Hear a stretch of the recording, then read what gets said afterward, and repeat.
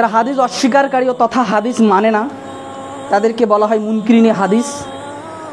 আবার এই মুনকিরিনে হাদিস শব্দটাকে অর্থাৎ হাদিস অস্বীকারী, শয়তান কিভাবে মানুষকে প্ররোচনা দেয়, কিভাবে ধোকা দিয়ে বোকা বানিয়ে ঈমান আমল চুরি করে নিয়ে যায়, তার জলযন্ত্র একটি উদাহরণ হলো বাংলাদেশে একটি দলের তৎপরতা দিয়ে দেখা যাচ্ছে দেশে।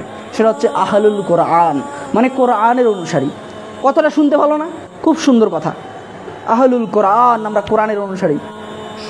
মানে অর্থটা চিন্তা করতে কেমন যেন এটা ভালো লাগতেছে। আমরা মানি অথবা না মানি, কোরআনের অনুসারী মানে কি? এরা শুধুমাত্র কোরআন মানবে, হাদিস মানবে না।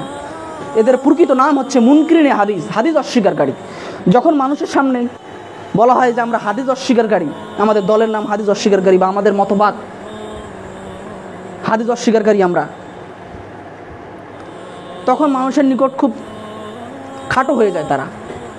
এই জন্য তারা নামটা চেঞ্জ করে দিয়েছে। শয়তান এসে, ইবলিস শয়তান, সরাসরি ইবলিস শয়তান এসে, যেটা আমরা কাল্পনিক নয়, শুধুমাত্র কথার শয়তান নয়, রিয়েল শয়তান, ইবলিস শয়তান এসেদেরকে বলে গিয়েছে যে মুনকিরিনে হাদিস এই শব্দটি ব্যবহার করো না, তোমরা আহলুল কোরআন শব্দটি ব্যবহার করো। কারণ বাংলাদেশের মুসলমান বা সারা পৃথিবীর মুসলমান আবেগী মুসলমান, কোরআনের নাম শুনলেই গলে যাবে, ইসলামের নাম শুনলেই গলে যাবে, যা বলবে তাই শুনে নেবে, মেনে নেবে। তারা যাচাই বাছাইও করবে না, বিবেক দিয়েও চিন্তা করবে না। সম্মানিত উপস্থিতি, কি এক আজব ফেরকা, হিজবুত তাওহীদ নামের এক ফেরকা বের হয়েছে বাংলাদেশে। হিজবুত তাওহীদের ওই লোকটার নাম হচ্ছে, যে লোকটা এই মতবাদ প্রচার করছে, তার নাম হচ্ছে সেলিম। এই লোকটি মানুষকে বোঝাচ্ছে, কনফারেন্স করছে, সেমিনার করছে, মাহফিল করছে, সব করছে, আর মানুষকে বোঝাচ্ছে দেখো দেখো তোমরা কোরআন অনুসরণ করো, হাদিস নয়। কারণ কোরআন একাই 100, কোরআন স্বয়ং সম্পূর্ণ, হাদিসের আমাদের কোনো দরকার নাই। চিন্তা করেন, আমাদের প্রিয় নবী সাল্লাল্লাহু আলাইহি সাল্লামের কথার তাদের কোনো মূল্য নাই তাদের কাছে। আমাদের মাঝেও, আমাদের ভিতরেও ওটা ঢুকে যেতে পারে। তারা যেখান থেকে এই পরিচালনা করছে, শুধু সেখানে নয়, দিনাজপুর জেলার চিরিবন্দর থানায়ও হিজবুত তাওহীদের দল যারা করে, মতবাদ প্রচার করে, এমন মানুষও আছে। আমাদের এলাকাতেও থাকতে পারে, আমার জানা নেই।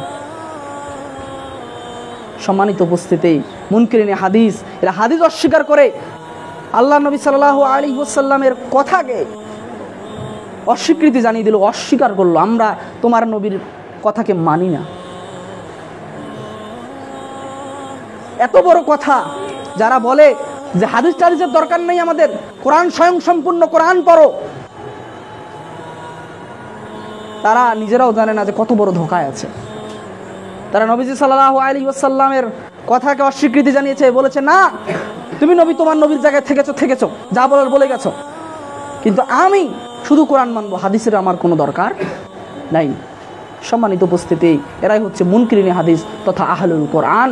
আহলুল কোরআন নামটা শুনতে বেশ মজাই লাগে, ভালোই লাগে, কোরআনের অনুসারী, কিন্তু এরা কোরআনের অনুসারী নয়। কারণ যে হাদিস অস্বীকার করে সে স্বয়ং কোরআনকে অস্বীকার করে, নাউজুবিল্লাহ। কারণ কোরআনকেই বিভিন্ন আয়াতে বলা হয়েছে, কোরআনকে হাদিস শব্দে ব্যাখ্যা করা হয়েছে, আজ বলা হয়েছে হাদিস। যে তারা হাদিস অস্বীকার করে, তার মানে কি কোরআন অস্বীকার করে ফেললো। আসুন তাদের প্রত্যেকটি পয়েন্টে আমরা জবাব দেওয়ার চেষ্টা করব আজকের সংক্ষিপ্ত আলোচনার মধ্য দিয়ে।